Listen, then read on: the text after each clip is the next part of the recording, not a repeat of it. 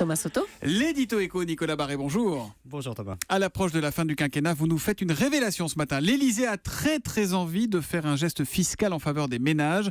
François Hollande avait promis que la fin de son mandat serait consacrée à la redistribution. Et bien sur ce point-là, il veut tenir parole. Oui, je vous le confirme, c'est une tentation très forte à l'approche de la présidentielle de 2017. Une tentation qui fait évidemment bondir Bercy, parce que quand on connaît l'état très dégradé des comptes publics, évidemment ça pose problème. Et François Hollande voit arriver l'échéance de 2017 rapidement. Il est au plus bas dans les sondages et il se dit que pour conforter son idée que ça va mieux, il n'y a rien de tel qu'une petite baisse d'impôts pour les ménages. Bon, mais vu l'état des comptes, vous l'avez dit, elle ne peut être que petite, cette baisse d'impôts. Modeste, non ? Oui, bien sûr, le déficit se rapproche enfin, mais avec des années de retard des 3%, qui est, je le rappelle, la limite haute tout de même. La dette bat des records, la croissance revient un petit peu, mais enfin c'est fragile. Donc c'est pas le moment d'ouvrir les vannes. Le principe même d'un geste fiscal est contestable dans ces conditions.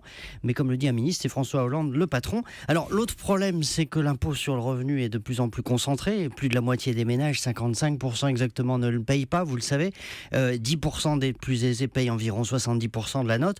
Donc tout geste fiscal risque d'alourdir encore la facture en haut de l'échelle, ce qui a les effets pervers que l'on connaît, avec fuite de contribuables aisés, fuite de talents, de bons ingénieurs, de cadres innovants, etc. Bon, mais s'il y a un geste en faveur des ménages, est-ce que ça veut dire, par un système de vases communicants, que le gouvernement pourrait renoncer à ce qu'il a promis aux entreprises, Nicolas ? Alors justement, il reste en effet 5 milliards d'euros de baisse de prélèvements à voter en faveur des entreprises à l'automne prochain. Donc il va y avoir une pression des parlementaires socialistes pour rogner l'enveloppe, mais en haut lieu, on affirme que ces sommes pour les entreprises sont sanctuarisées.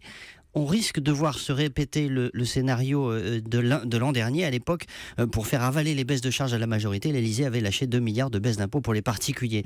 Donc on risque d'autant plus de voir se répéter ce scénario, cette fois qu'il y a une présidentielle évidemment en ligne de mire, et que François Hollande fera tout pour être candidat à sa propre succession, évidemment. Attendez, au final, vous qui, il y a quelques années, vous nous disiez « le choc fiscal, machin, on n'en peut plus ». Est-ce que vous êtes pour ou contre une baisse des impôts pour les particuliers ?